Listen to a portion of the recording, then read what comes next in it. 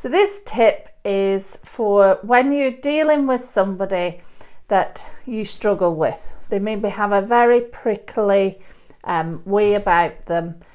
They are challenging you and you're struggling to connect with them. Obviously, this is most important when you need to. Like, we don't need to be friends and connect with everybody that we work with, but there's people that it helps to have a good relationship with. They maybe have influence or they impact your daily life, and so it's worth doing that extra bit. And so this is all about seeing past their challenging behaviour.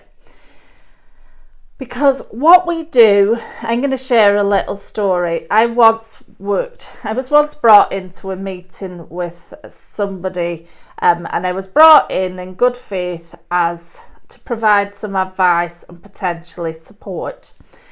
And by one person, and somebody else came to the meeting. And in that meeting, like, I went in all naive and innocent. I came out of it feeling like I had been savaged by a pit bull. Like, she was just, totally tore me apart. For no good reason, like, just argued with everything I said, was really dismissive, really arrogant, really challenging, and very rude. In fact, the person that was with them was stunned into silence. And I remember from then on, I just couldn't have a bar of this woman, as they say here. I just couldn't communicate with her.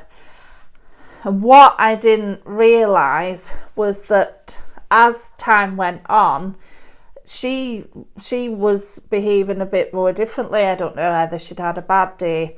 I'll come back to that in a minute. But I was projecting my really bad feeling about her onto her, and it was making me behave differently every time I saw her, so that the relationship started bad and just got worse and worse and worse. But what happened was, I needed to be able to interact with this woman effectively when we were put on a project together. And so I really needed to change my perception of her, so I stopped projecting this prickly veneer to her, and then we could interact more effectively. And so I wish I'd have had this exercise there, and I did something that was useful, but this works even better. Is imagine looking at that person and seeing their 5-year-old self.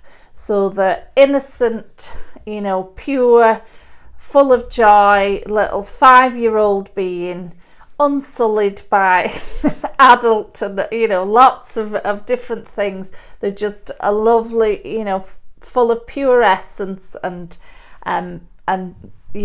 childhood. There's no bad in them. So it can really help to close your eyes and visualize that person that way. What do you notice about them? What can you appreciate in them? What's the light and joy in that person?